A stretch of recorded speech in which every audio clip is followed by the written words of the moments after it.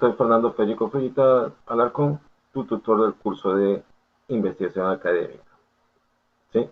Entonces, ahora te voy a presentar un resumen de lo que son las fichas y del esquema de trabajo, ¿sí? De lo que nosotros vamos a seguir trabajando. Inspectore, como estamos viendo en la parte de acá abajo, significa en el pecho, ¿no? En el sentido latino, en latín, sería en el pecho, pero el sentido figurado significaría en secreto. Digo esto, ¿por qué? Porque a partir de acá serán unas recomendaciones que te voy a hacer. Las recomendaciones de hacer cierto tipo de fichas, cómo manejarlas, cómo proceder, pero cada persona, cada grupo de investigador, cada escuela tiene sus propias maneras de presentar sus esquemas de trabajo, sus fichas. ¿Ya? Solamente habrá dos casos que se presentarán las fichas. ¿Sí? Dos. Una de ellas es cuando en un curso como en este curso de investigación académica, por cuestiones, digamos, operativas, tengamos que hacer fichas. Por ejemplo, dos fichas textuales, dos fichas de paráfrasis y unas fichas o 10 fichas bibliográficas. ¿Sí? Y luego, cuando nosotros tengamos que hacer, por ejemplo, clase, por ejemplo, estemos llevando una tesis y nuestro asesor nos diga, ¿qué has avanzado? ¿No? Nuestro asesor o asesora nos pregunte, ¿y qué has avanzado? Y, bueno, he trabajado de estas cosas, no te creo. A ver, muéstrame tus fichas de trabajo. ¿Por qué? Porque en el proceso de investigación que nosotros hacemos, no mostramos nuestras fichas. Normalmente lo que hacemos es mostrar y demostrar nuestra competencia como investigadores. ¿Cómo? Haciendo citas.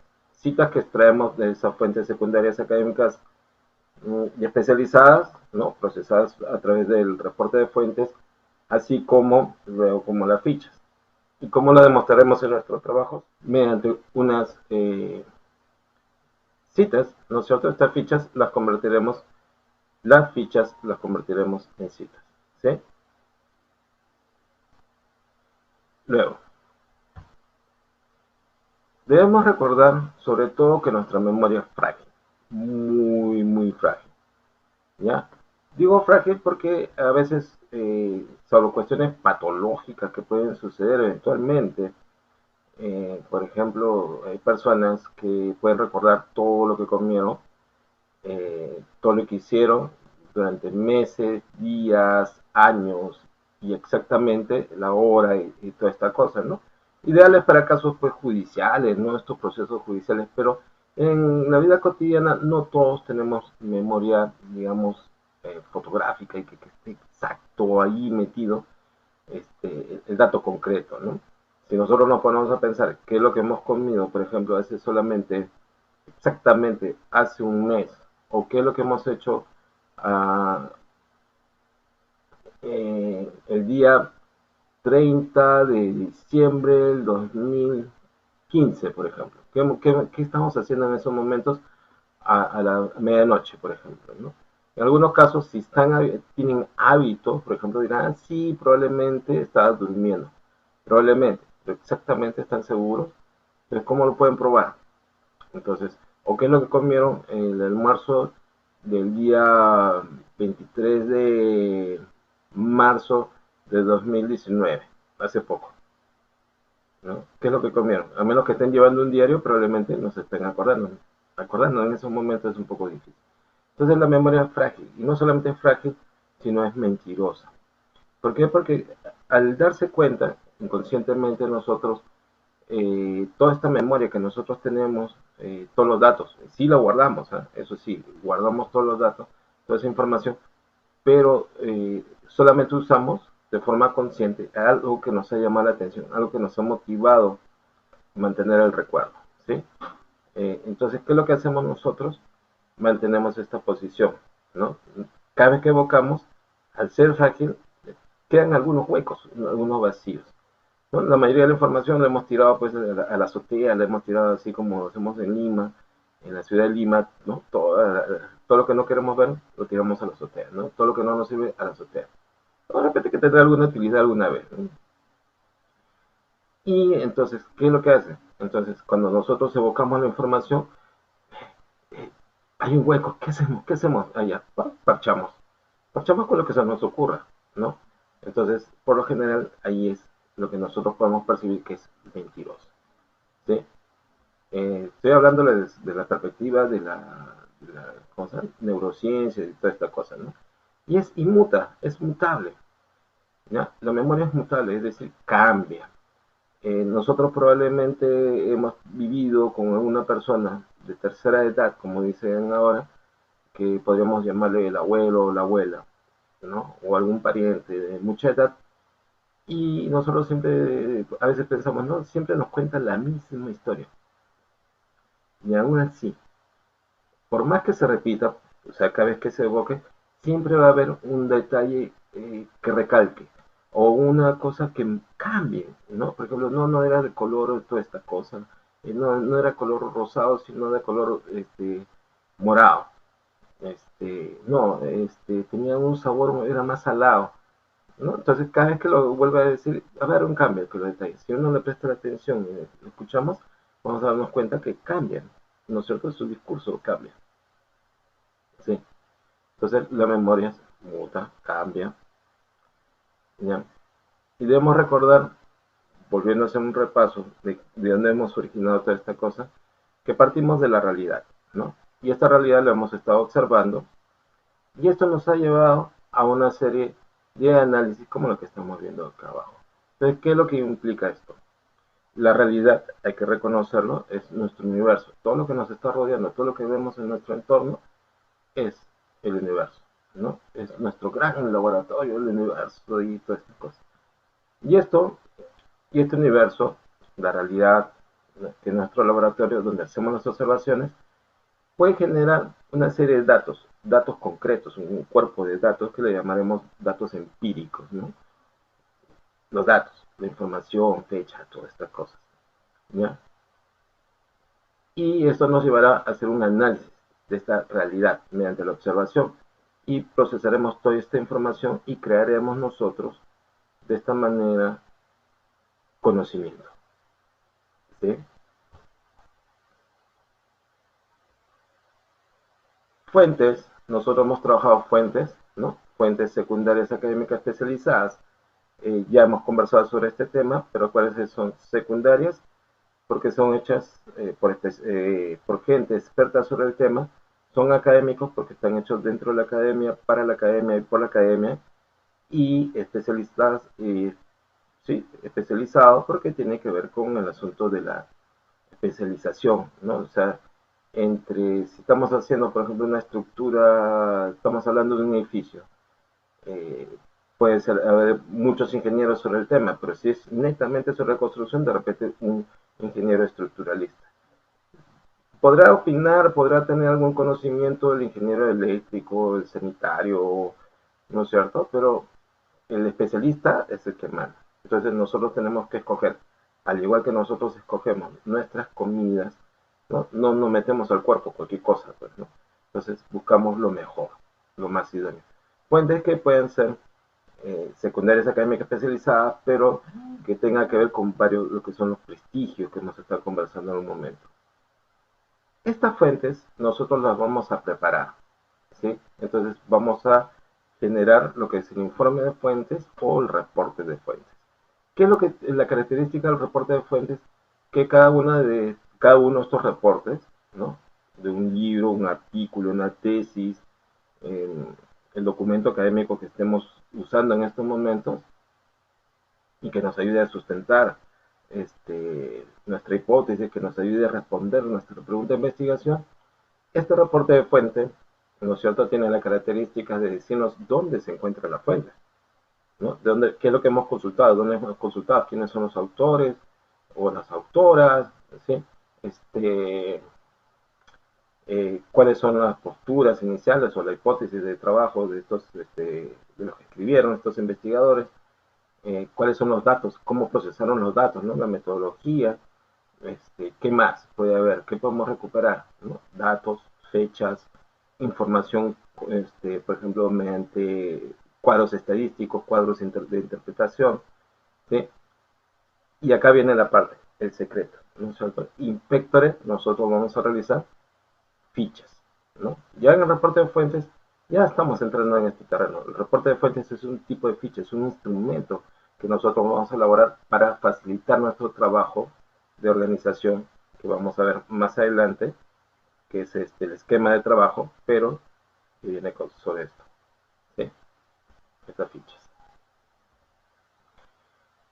Las fichas pueden ser eh, bibliográficas, como estamos viendo acá, textuales, como la que vemos abajo, y paráfrasis.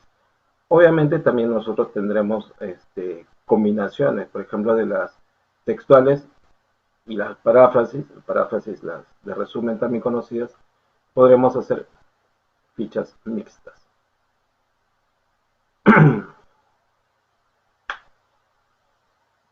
¿Ya? Entonces, nosotros haremos esto, ¿sí? Entonces, fichas bibliográficas, textuales, paráfrasis y mixtas. Una ficha bibliográfica, como la que estamos viendo abajo, puede ser un ejemplo, tiene estas características. Nos permite a nosotros ubicar clara y rápidamente qué texto u otro documento hemos consultado, ¿ya? Nos permite señalar a nuestros lectores, ¿sí?, cuáles han sido nuestras fuentes y dónde pueden consultarlas o verificar, si en el caso que no nos crean, ¿sí? La formalizaremos también como las referencias bibliográficas completas, ¿sí? También hablaremos como RBC, también bajo esa característica. Estas RBC, ¿no es cierto?, estas referencias bibliográficas completas, de forma ordenada y de acuerdo a nuestro sistema bibliográfico, ¿sí? Por ejemplo, puede ser IEEE, por ejemplo, que usan los ingenieros, o lo que usan, lo que están en la ciencia de la salud, que están relacionadas, por ejemplo, con el sistema Vancouver, o el resto, o parte de las ciencias que también se dedican, por ejemplo, a sus referencias bibliográficas completas, las abreviadas, lo que veremos más adelante como las citas, se hacen en APA, por ejemplo, ¿no? Y esto está relacionado con nuestra bibliografía, recuérdense, ¿no? Y no dejaré de repetirlo. Introducción, cuerpo, cierre y bibliografía, ¿sí? 4 cosas, el esquema mínimo de trabajo. Fichas textuales, ad literae, literal, ¿sí? Del texto, tomado del texto. ¿Qué pueden ser? Datos, fechas, frases cortas, fotos, imágenes, cuadros, etcétera, tal como están. ¿Ya? Es el dato exacto, ni más ni menos, ¿sí? Tal como está, como estamos viendo acá. Y si es, por ejemplo, una cita en un texto menor de 40 palabras, por ejemplo, en APA, estará entrecomillado, y más de 40 palabras, o sea, 41 a más, tendrá la característica de colocarse en un párrafo aparte, con una sangría mayor, ¿no? Un espacio mayor al costado, al margen, ¿sí? Pero eso es para las citas. Pero acá, más o menos podemos jugar. Acuérdense, es impecto, es dentro, ¿no? Está en secreto, no lo mostramos, ¿sí? Pero sí las recomendaciones que te puedo alcanzar y que a través del curso de ciudadanía de a través de las recomendaciones que nosotros te podemos dar a través del curso de investigación académica y yo, están estas cosas. Por ejemplo, muchas veces nosotros podemos percatarnos que hay palabras o frases que están mal redactadas en tiempo, en género y toda esta cosa, que puede ser por errores de redacción de los autores o de tipográficos o de traducciones a veces también. Entonces, para evitarnos el problema, si no nos digan que no es nuestra culpa, ¿no?, que nosotros hemos hecho mal el trabajo, que no sabemos escribir, etcétera, y toda esta cosa, lo que podemos hacer es, y lo que se recomienda es, colocar entre corchetes la palabra psique, ¿sí? Estos errores ortográficos, psique, vienen del latín también. Sic era scriptum, así estaba escrito. Sic significa así. Por ejemplo, estas frases que estamos colocando, estas partes, Él puso la taza que tasó, ¿ya? Entonces, ¿qué es el significado? Puso de poner es con S, puso, ¿no es cierto? Él puso la taza que tasó, que cotizó, que calibró, ¿no? Ese tasó lleva tilde en la O. Entonces, no, yo lo encontré así escrito, ¿no? Entonces, para que no digan que es mi culpa, lo pondré entre corchetes. Sí que. También hay que tener en cuenta que con el tiempo nosotros hemos ido variando en la forma de hablar y de hecho tampoco, también escribir, ¿no? En este lenguaje, en este idioma que nosotros llamamos el castellano, que en otros lugares mal llamado español, ¿no?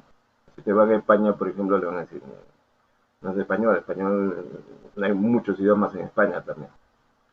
Eh, en un tiempo, por ejemplo, se hablaba mucho de los cambios de normas, el lenguaje cambia, las personas cambian, los sistemas, las culturas, todo cambia, y evolucionan, y a veces hasta retroceden, ¿no es cierto?, con lo que pueden ser arcaísmos. Entonces, pero nosotros hubo un momento, hacia finales del siglo XIX, comienzos del XX, que se habló del castellano o el español moderno. ¿Qué implicaba este español moderno? Que muchas veces las letras que tenían sonidos semejantes se contraían y se representaban por una, ¿no? Por ejemplo, para las conjunciones eh, y, ¿no es cierto?, con respecto a la Y, podían ser, tienen el mismo sonido, ¿no? Y para más algunos de nosotros suena lo mismo, ¿no? Entre pollo y pollo, ¿no es cierto? Hay diferencias para algunos, pero para nosotros suena igual. Entonces, pero en este caso, la I se reemplazó por I latina, la I con punto, frente a la Y o la Y. Eh, y, por ejemplo, en algunos casos, el sonido, ¿no es cierto?, como de página, ¿no? Entonces, decía, entonces, ¿cuál es el sonido que más se podría estar usando? El de la J. Entonces, en vez de escribir con G, se va a escribir con J y esto aparece, ¿ya? Y hay que tener en cuenta ese contexto. A veces, ¿cómo podemos darnos cuenta nosotros de cuándo es un error ortográfico y cuándo es un cambio de letras? Por ejemplo, como antes podía haber sido las aldas. Las aldas, por ejemplo, que es un bonito sitio arqueológico que se encuentra acá al norte de Lima, ¿sí? Las aldas viene cuando se reemplazó la F por la H, ¿no? Faldas, ¿no? Las faldas porque está en las laderas de un cerro, y se convirtió las aldas, ¿no es cierto? Dejaron de ser las faldas para convertirse en las aldas, y retornar a esto fue un arcaísmo, volver a faldas, ¿no? Entre farina y harina, por ejemplo, los cambios, ¿no? Nosotros nos hemos quedado, ya no decimos farina, sino decimos harina, por ejemplo, en castellano. Entonces, eso pueden generar una serie de cuestiones que hay que tener en cuenta. ¿Cómo te puedes dar cuenta realmente de este tema de si estamos ante un error ortográfico por ejemplo, un arcaísmo o una manera antigua de escribir? Es leyendo, solamente leyendo. Leer bastante nos va a asegurar nosotros que no cometamos un error. No podemos usar el corrector ortográfico de alguno de los procesadores de texto que tenemos ahí en nuestra computadora, en nuestro ordenador, ¿sí? Llámese el que se llame, ¿no es cierto? Y podrá salir el corrector ortográfico, pero realmente no puede ser un error ortográfico. Normalmente eso es para gente que trabaja con textos muy antiguos, ¿no? O de hace un siglo atrás, por ejemplo, ¿no? Finales del milenio pasado.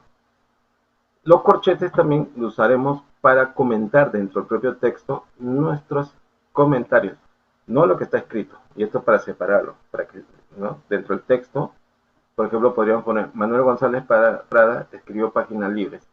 Comentario podría ser, así se escribía a finales del siglo XIX y comienzos del XX. Punto. ¿no? Para que vean que no es un error y que estamos comentando sobre el tema, ¿no? Algo que nos llamó la atención. Toda, y esta es una recomendación, ¿sí? Toda ficha textual incluye la página de referencia. ¿Ya? ¿De dónde hemos sacado? ¿Y cómo sabremos sin estar revisando nuevamente el texto? Ah, del reporte de fuente, del informe de fuente. ¿Cómo expresaremos este dato? Este dato se convertirá en lo que nosotros llamamos referencia bibliográfica abreviada, ¿no? Una RBA, ¿sí? Que tendrá como mínimo autor o autores, también puede ser autora también, es el sesgo sexista que a veces tenemos nosotros, ¿no? Autor, autora o autores, ¿sí? Año y número de página.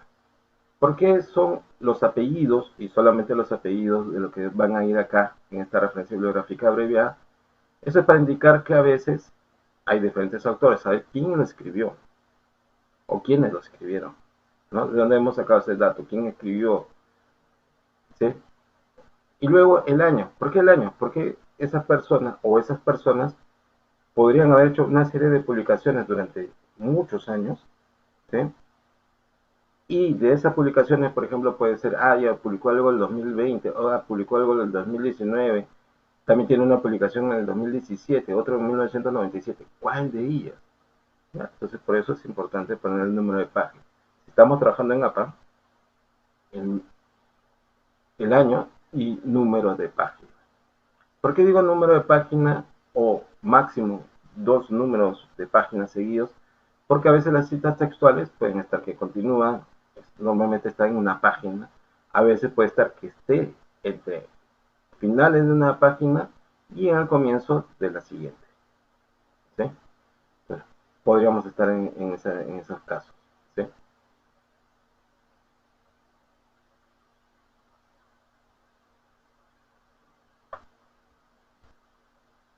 Eh, Acá quien vemos en la parte de arriba, ¿no es cierto? Antoine Saint-Exupéry. Antoine Saint-Exupéry, Toñito para los amigos, Antonio, era un piloto, ¿no? Le encantaba volar, fue un pionero, famoso en los vuelos de exploraciones, los raids que le llamaba, y hizo, por ejemplo, ¿no? Escribió una serie de cuentos, novelas y sobre todo poesía, y en algunos casos mezcló poesía con sus dibujos, con sus gráficos, ¿no? Por ejemplo, y tiene, aparte, por ejemplo, es conocido por escribir eh, pilotos de guerra, ¿no es cierto? Pero también es conocido, muy conocido, es más, muchas solamente lo conocen por esto, por uno de sus libritos, una de sus novelitas cortas, no fue como dicen los franceses, que se llamaba El Principito. ¿Sí? Si ustedes han leído El Principito, versión completa, con dibujitos y toda la cosa, en El Principito, en el último tercio del libro, ya, dice, por ejemplo, adiós, dijo el zorro. He aquí mi secreto. Solo con el corazón se puede ver bien. Lo esencial es invisible a los ojos. Solo con el corazón, lo esencial es invisible a los ojos, repitió el Principito para recordarlo. ¿Sí? Es una cita, ¿no es cierto? Estoy usando una cita. He sacado una ficha probablemente para hacer esta cita. Pero ¿para qué estoy sacando esta cinta con el apellido de Saint-Exupéry, ¿no? De la página 83 porque no encontré el año, ¿sí? Pero pongo esto porque no es mío, de Antoine Saint-Exupéry. ¿Y por qué? Porque lo esencial es invisible para los ojos. A veces, para nosotros, leer un texto, a veces nos puede estar mareando esa cantidad de palabras, ¿no es cierto? En ese mar de palabras, en ese bosque de palabras, ¿no? Donde estemos buscando nuestra presa, que puede ser la idea, ¿sí? O las ideas de nuestros investigadores, ¿Podemos encontrarla? Sí, ¿no? Hay que atraparla, pues hay que cazarla, hay que ¿no? Pescarla, pero hay que ir más allá, ¿no? Que a veces las letras no nos dejan ver, que las palabras no nos dejan escuchar, ¿sí? Entonces, ¿qué es lo que tenemos que hacer? Leer, leer y hacer una paráfrasis del texto, lo que hemos leído, cuando hemos encontrado lo esencial y lo expliquemos como tal, ¿sí? Entonces, esa explicación estará a continuación.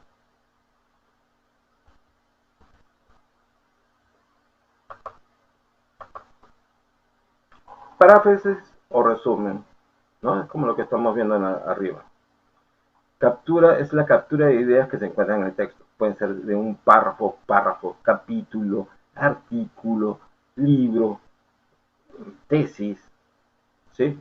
Este, que podemos estar trabajando y la idea la interpretaremos con nuestras palabras. Esa idea que hemos capturado, que hemos atrapado, lo explicaremos con nuestras palabras, ¿no? Hemos capturado estas ideas, ¿sí? Y las explicaremos con nuestras palabras.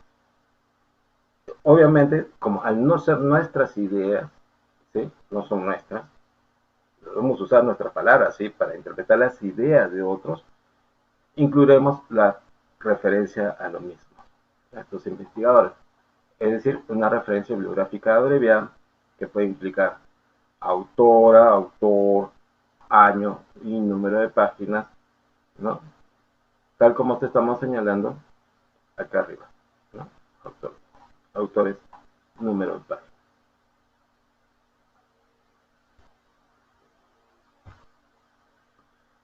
Como hemos visto, y te estaremos señalando, las referencias bibliográficas, ¿sí?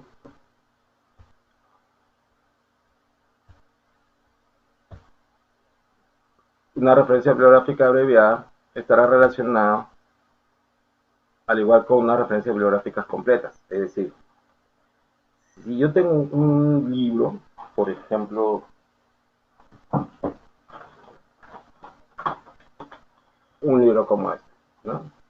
Es una fuente, ¿ya? Y dentro de esto voy a tener varias referencias bibliográficas abreviadas. De acá puedo extraer varias referencias bibliográficas abreviadas. Siempre están vinculadas, ¿ya? Si hay una referencia bibliográfica completa, puede haber una o más referencias bibliográficas abreviadas. ¿Dónde se encuentran estas referencias bibliográficas abreviadas? Se encuentran al interior del texto que estamos leyendo y lo que nosotros vamos a escribir lo vamos a colocar al interior del texto, ¿no? Lo podremos poner en la introducción y en el desarrollo o cuerpo de nuestro texto. Sirve, estas referencias bibliográficas abreviadas nos sirven para sustentar nuestras ideas, ¿no? Estas citas, ¿no es cierto? Esta idea que nosotros tenemos la sustentaremos por ideas, ideas secundarias e ideas terciarias, ¿no? Como te indican en parte de nuestro curso de investigación académica, así como el de redacción. Las referencias bibliográficas completas, todas estas, no dice dónde, pues, cuál es el sentido de ellas, ¿no? Es la ubicación de la fuente y construir lo que va a ser nuestras referencias, nuestra bibliografía. Para hacer las fichas, un truco. Tres cosas debemos tener en cuenta del inicio para nosotros. Tres cositas. Tres verbos, o mejor dicho, un verbo que se repite tres veces. Que es leer, leer y leer. ¿Ya? Si tú lees, ¿ya? Te va a ser fácil, ¿no? Es ubicar lo importante, no por partecitas, es comprender el texto, ¿no? Entender el texto. Te cuento como anécdota, eh, hace mucho, mucho tiempo atrás, en el milenio pasado, un estudiante, cachimbo como tú probablemente, eh, estaba en una universidad, estaba llevando unos cursos de su carrera, y el profesor, como muchas veces sucedía en esa época, los profesores hacían esto, le entregaban un libro, por lo menos a cada uno, para el debate de la semana. Entonces la siguiente semana tenía que leer un libro de 700 páginas y sustentar el trabajo y discutir la exposición desde el punto de vista de los autores y tal, ¿no? Cachimbo, ¿eh? Y apareció este cachimbo con el libro, obviamente, y, y 500 fichas. ¿Se imaginan? 500 fichas, esa de cartulina trabajada. El profesor lo miró primero asombrado y comenzó a matarse de risa. Y yo no entendía por qué se mataba de risa, porque ese estudiante era yo. Yo no entendía por qué ese estudiante, ese profesor se mataba de risa. Me dice, Fujita, tú no has entendido nada, ¿no? No, eh, prácticamente estás copiando todo el libro, pero has entendido de qué va el libro, de qué va el asunto. Eh, no realmente. Lee. La siguiente vez, la siguiente semana, ten este libro de 500 páginas y léetela para la siguiente. Pero primero lee. ¿Qué es lo que sucedió? Pues la siguiente semana aparecí con 50 fichas. ¿No? Había leído, había hecho muchas paráfrasis, ¿no? Entonces, esto implica comprender el texto, entenderlo. Y a veces, en la primera, a veces no lo entendemos. A partir de la segunda, tercera, cuarta leída, quizás ya estaremos en capacidad de decir, acá está la información, aquí en este punto. Y para esta ficha, ¿no? ¿Y qué es lo que voy a usar? Ah, ya, para estos datos voy a usar una ficha textual. Ah, mira, este concepto, qué interesante, ¿no? Entonces usaré una paráfrasis. Pero luego de qué? De leerlo completamente, ¿no? Ya le hemos dado una aproximación al reporte de fuentes, ¿sí? Pero ya con las fichas ya es mucho más profundo. ¿Y para qué nos sirven hacer las fichas? Para hacer las citas, ¿no? Las citas son esas cosas que nosotros presentamos como investigadores. Todos tenemos citas.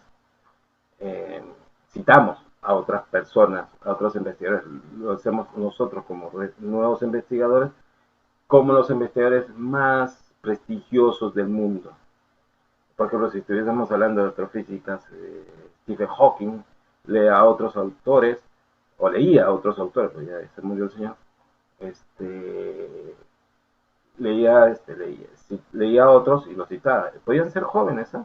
Nuevecitos, recién salidos, igualito se da su crédito porque podrían tener otra perspectiva, otra manera de ver el problema, y entonces recuperaba esa información.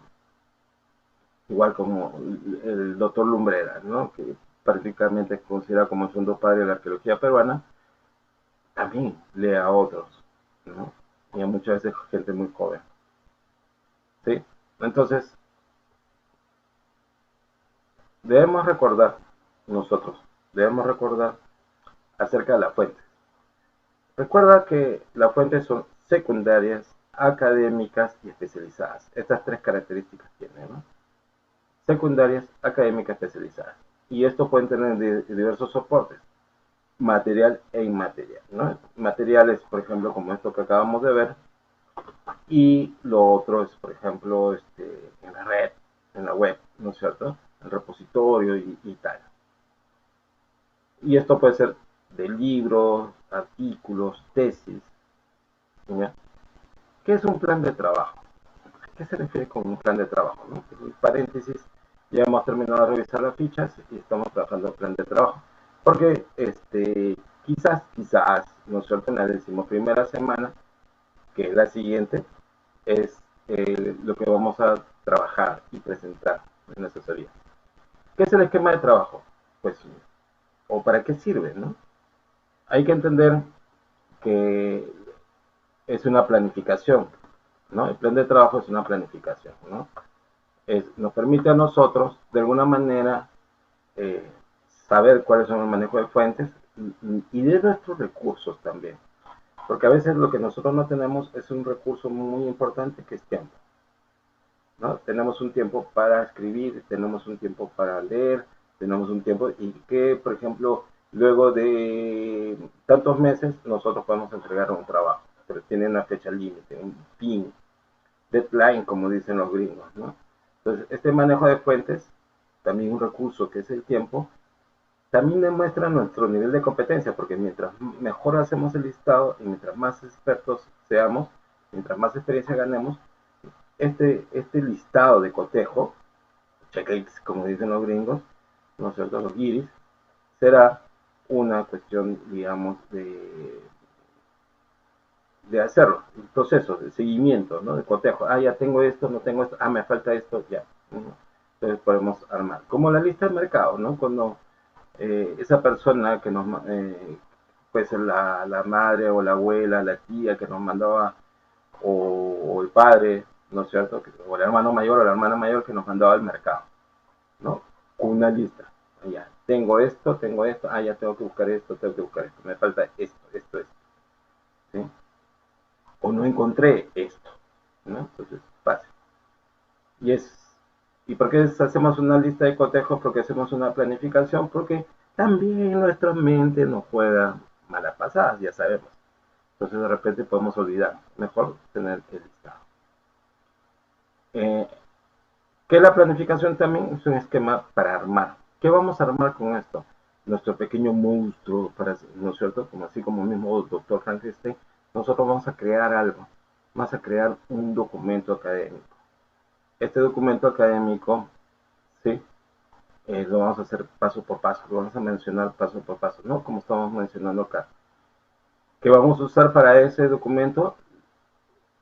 Las fichas, ¿no? Nos van a ayudar a poner las fichas, ¿no? Es como extender así el cuerpo, ¿no es cierto?, sobre la mesa e ir colocando nuestra pregunta de investigación, ¿sí? Nuestra hipótesis al final, ¿no es cierto? Tema de investigación al principio, la columna vertebral, la pregunta de investigación y para caminar sería la hipótesis, ¿ya? Para andar. Entonces, ¿qué es lo que vamos a necesitar para armar este cuerpo?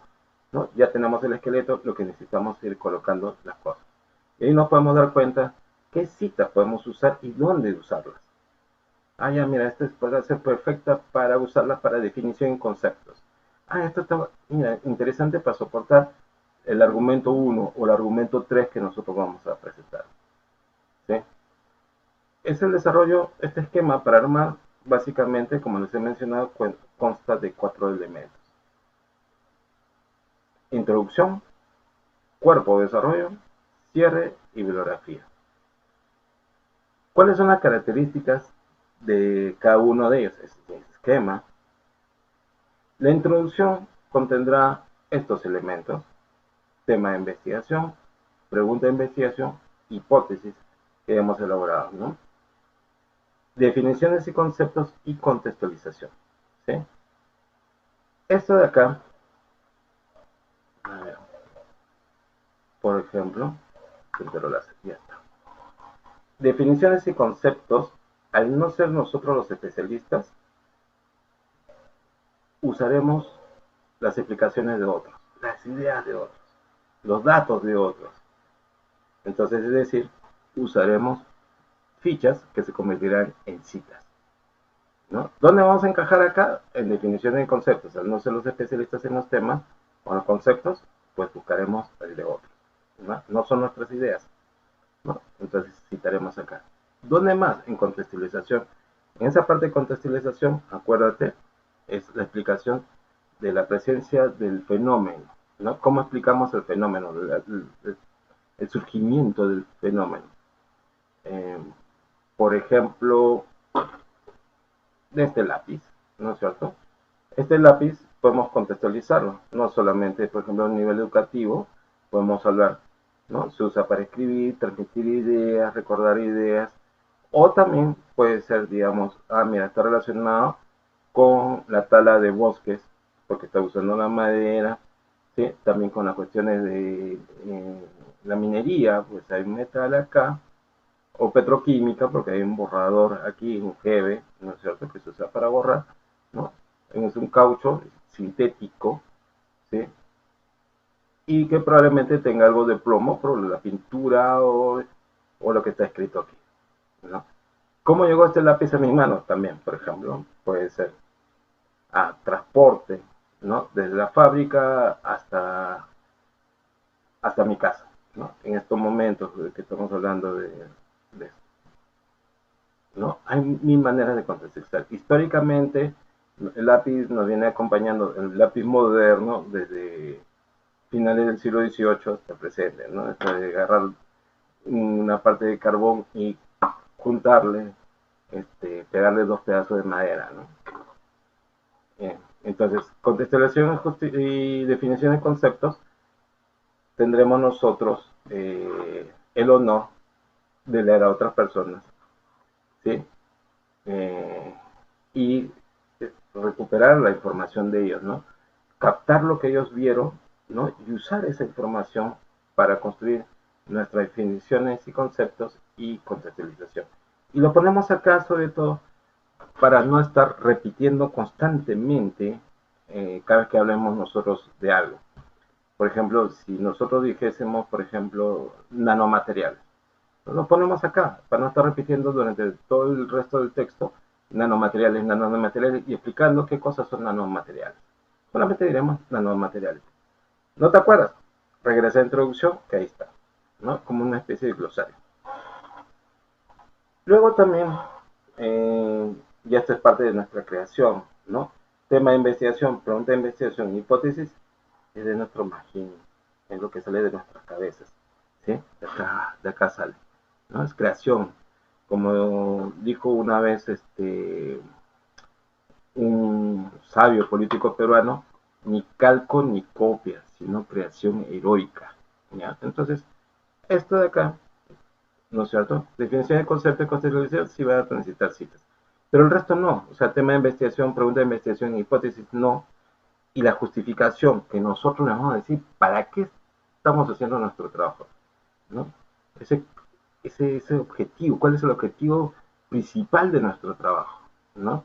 Entonces, esa palabrita para nos va a ayudar mucho a entenderlo, ¿no? Yo quiero estudiar, o nosotros estamos estudiando y queremos analizar este fenómeno para esta cosa. ¿Qué fin va a tener? ¿No? Normalmente podríamos pensar cómo verlo de aquí a 5 años o 10 años. ¿Cuán importante es nuestra investigación? ¿Y por qué es importante y para qué es importante? Y luego la presentación de argumentos, donde están las ideas principales, ¿no? Ideas principales que pueden ser tomadas de las fuentes que nosotros hemos leído o recrear también nuestras propias ideas. Y cada esa idea principal la vamos a tratar para generar argumentos. ¿Dónde van a estar estos argumentos? Es lo que estamos viendo ahorita acá, en el cuerpo y desarrollo, o desarrollo, ¿no? O desarrollo del cuerpo, como quieran, ¿no? Entonces, es el argumento principal y luego va a tener unas ideas secundarias y a su vez cada idea secundaria tendrá ideas terciarias, ¿no? Se soportarán de esta manera, es como construir un edificio. Es como nosotros construimos un discurso. Cuando nosotros hablamos con alguien, no contamos cosas y explicamos y citamos a otros y sustentamos las ideas de otros, ¿no? Y explicamos por qué y le vamos poniendo más ideas, ¿sí? Entonces, construimos un argumento, dos argumentos, tres argumentos, los argumentos que sean necesarios, ¿ya? Mínimo para el curso puede ser 4 o 5, pero pueden ser más, o quizás uno menos, pero que esté bien hecho, bien sustentado, ¿ya? Entonces, si son, y mientras más argumentos nosotros presentemos y mejor armados, podrá ser que tendrá mayor equilibrio. Te digo, por ejemplo, si esté parado, por ejemplo, con un solo argumento, es fácil de tumbarlo. Pero si ya son dos argumentos, es mucho más fácil de que, más difícil que se caiga, más fácil que se sostenga. Y si ya tiene tres puntos de apoyo, mejor, pues. Cuatro, ya mucho mejor, como la mesa, ¿no es cierto? Como la mesa de cotidiano, tu mesa de trabajo, tu mesa de desayuno, de comer, toda esta cosa, tiene, mientras más estabilidad tenga, mejor. Y eso está relacionado con los puntos de apoyo, los argumentos que vamos a tener. Y acá donde va a brillar tu cabeza, la cabeza tuya, la de tu compañero. Y no porque esté caliente, sino porque son las ideas de ustedes, sus ideas principales y que lo van a sustentar de toda esta manera, con ideas secundarias y con ideas terciarias, ¿sí? Mientras más argumentos desarrollen, mejor. El cierre que es la continuación, ¿no? Ya hemos visto introducción, ya hemos visto cuerpo y ahora viene el cierre, ¿no? De estos 4 que hemos estado hablando, estamos en el tercer punto, el cierre. El cierre, acá. El cierre es la síntesis de los argumentos trabajados, ¿no? ¿Dónde trabajado? Lo que hemos trabajado arriba, ¿no? Del cuerpo, ¿no? De todas esas cosas es como si nosotros hiciésemos una paráfrasis de nosotros mismos, ¿no? Una paráfrasis. Obviamente, como son nuestras ideas, nuestras palabras, entonces no nos vamos a citar, ¿no? Entonces vamos a hacer esta paráfrasis. Entonces, si por ejemplo el argumento 1 se compone de 5 párrafos, ¿no es cierto? Lo reduciremos a la idea principal de ese párrafo, de ese argumento. Y lo convertiremos en un párrafo. Es un truco, un párrafo. Entonces, tanto argumentos como párrafos. Si tengo 4 argumentos, los convertiré en 4 párrafos. Si tengo 5 argumentos, en 5 párrafos. ¿Sí? Y también, para esta parte del cierre, es la revalidación de la hipótesis, ¿no? La confirmación de nuestra hipótesis de trabajo. Luego, como cuarto componente, ¿no? Introducción, cuerpo, cierre, estará bibliografía. La bibliografía es donde van a aparecer nuestras fuentes, ¿no? ¿Qué es lo que hemos consultado, lo que hemos leído para desarrollar nuestro trabajo de investigación? Se manifiestan a través de las referencias bibliográficas completas, las RBC. Y de acuerdo a nuestro sistema que estamos usando APA, estará ordenados en orden alfabético, es decir, A, B, C, ¿no? D, E, F, G, H, I, J, K, hasta llegar a X, Y y Z, ¿no? Y luego hay que tener en cuenta que están ordenados, que la aparición está relacionada por el principal autor, ¿sí? O porque inicie el artículo, la tesis. Bueno, la tesis probablemente a lo mucho son 2, pero por lo general en una tesis va el solo apellido, tesis doctoral, de bachiller, todas estas cosas, magíster, pero los artículos a veces son varios, ¿sí? Entonces, estos estarán ordenados, pero del orden alfabético, ¿sí? Yo no reordeno lo que veo, sino tal como está escrito en el artículo, en la tesis, en el libro, como aparece. ¿Ya? Y es el primer apellido que aparece, ese es el que comenzará nuestra relación bibliográfica. ¿Sí? ¿Cómo usar las citas directas e indirectas? ¿No? Es una pregunta que podemos hacernos muchas veces. Debemos entender antes de esto cómo se va a ver nuestro esquema de trabajo. Nuestro esquema de trabajo, como lo que estamos viendo en esta parte de arriba, ¿sí? Vemos que está el tema de investigación y la pregunta de investigación. Luego de eso tendremos la hipótesis, definiciones y conceptos que usaremos para que nuestros posibles lectores, nuestros probables lectores, continúen. ¿No? Serán las herramientas para que puedan construir su conocimiento, para que puedan, son los puentes para que usaremos para que continúen con la lectura. Luego la conceptualización, acuérdense, es cómo se ve el fenómeno. Podemos explicar el fenómeno de diferentes perspectivas. ¿Sí? También está la justificación, que es el objetivo general. ¿Para qué queremos hacer nuestra investigación? Está la presentación de los argumentos, son las fuentes, ¿no es cierto? Que de ahí hemos sacado algunos argumentos. Y estos argumentos, que son argumento 1, 2, 3, 4, que serán las ideas principales de estos argumentos y las nuestras que queremos generar. Acá es donde va a brillar nuestra mente y donde tendremos, de alguna manera, toda idea principal será sustentada por ideas secundarias y cada idea secundaria a su vez por ideas terciarias. Luego haremos una síntesis de estos argumentos, de los argumentos que hemos planteado, y luego la revalidación de las hipótesis y la bibliografía. Para el nivel en que estamos en estos momentos, básicamente es un esquema. ¿Haremos la síntesis de los argumentos? Todavía no, porque todavía no lo tenemos. La validación de la hipótesis tampoco, porque aún no lo tenemos. ¿No? Todavía tenemos la hipótesis, sí, pero todavía como no la hemos revalidado, todavía no hemos investigado, no hemos terminado de revisar. Bibliografía, más o menos la tenemos compuesta. Entonces, ¿dónde estaremos presentando algunas cosas? Tema y pregunta de investigación, ya lo tenemos desarrollado, las definiciones y conceptos que podemos trabajar, la justificación, que ya podemos ir avanzando, y solamente la mención de los argumentos que vamos a emplear, ¿no? Argumento 1, argumento 2, argumento 3, argumento 4. ¿Ya? Obviamente la síntesis de estos argumentos todavía no la haremos, ¿sí? Ese es el esquema. Ese es el esquema de redacción que vamos a tener. Este es la introducción, cuerpo y cierre de la bibliografía y las fichas. Si te das cuenta, las fichas están en rojo, la palabra las fichas, porque también al igual el otro lado, donde esté en rojo, es donde nosotros vamos a emplear citas, donde vamos a usar la ficha, donde vamos a encajar la ficha que estamos trabajando.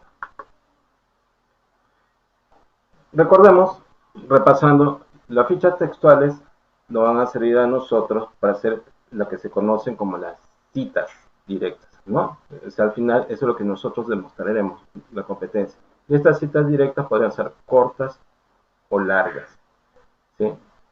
También a su vez existirán lo que nosotros conocemos como las fichas resumen o de paráfrasis, que nos servirán para hacer citas indirectas. También recordemos un poco, repasemos ya aproximándonos hacia el final, que nuestra mente es muy frágil, es mentirosa, es mutable, ¿no? Por eso necesitamos un soporte de nuestra información, ¿ya? Antes usamos pinturas rupestres, hace 40.000 años atrás, ahora usaremos pues, dispositivos electrónicos, de repente este tipo de cosas, ¿no es cierto? ¿Ya? Entonces también por otro lado hay que tener en cuenta que hay una sola referencia bibliográfica por cada fuente, es decir, dónde está la fuente, cuál es la fuente, cuál es el título de la fuente, los autores, etcétera. Pero de cada fuente podemos sacar mucha información. Estas serán las referencias bibliográficas abreviadas, ¿no es cierto?, que hemos estado revisando.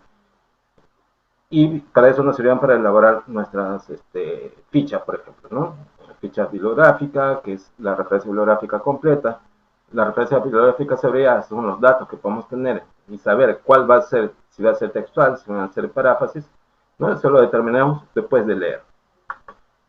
Introducción, cuerpo, cierre y bibliografía es la estructura básica de todo documento académico. El nuestro, por ejemplo, va a tener esa característica. En la vida real, si bien podemos por alguna tarea, por ejemplo, decir, oye, presenta 4 fichas de tal magnitud, 2 textuales, 2 de resumen, es para que practiquen. Pero en la investigación cotidiana, una pesquisa, como puede ser alguna de las que nosotros haremos más adelante, ¿sí? Usaremos muchas fuentes, ¿ya? Y haremos muchas fichas también probablemente, muchas citas, pero también hay que tener en cuenta que las fuentes, usaremos las fuentes más actualizadas y que estas fuentes más actualizadas, lo más seguro que contengan información nueva y que esté jalando de las anteriores, ¿ya? Como lo que hemos mencionado anteriormente. Por otro lado, y finalmente, para cerrar este capítulo, esta parte, los grupos de trabajo son habituales, ¿ya? Y también como nosotros vivimos en comunidad, pequeña comunidad, como puede ser la familia, los amigos, a veces se generan roces y conflictos, ¿ya? Pero tenemos metas comunes y objetivos comunes, ¿ya? En esta les recomiendo que los objetivos generales, nuestras metas, estén más allá de las tensiones, ¿sí? Digo esto porque justamente en esta época suceden estas fricciones que me separo, me voy del grupo, ya no me quieren o me expulsan, toda esta cosa. Si van a aportar, trabajen juntos, ¿no? Podrá haber diferencias, tensiones, como en todos lados, pero tenemos objetivos comunes, ¿sí? Tenemos metas comunes. Fuentes, hemos venido trabajando fuentes, las hemos procesado con reportes de fuentes también y fichas, ¿ya? Fuentes nos servirán para hacer citas, ¿ya? En estos extremos que ustedes están viendo, ¿sí? Como en la parte de arriba, ¿no? Las citas provienen de las fuentes. ¿De dónde sacamos? ¿Por qué sacamos citas? ¿De dónde sacamos las citas? De las fuentes, ¿sí? Y gracias. Recuerda que Antoine Saint-Exupéry te está viendo, que hagas bien tu trabajo. Adiós. Gracias por acompañarme hasta este momento. Adiós.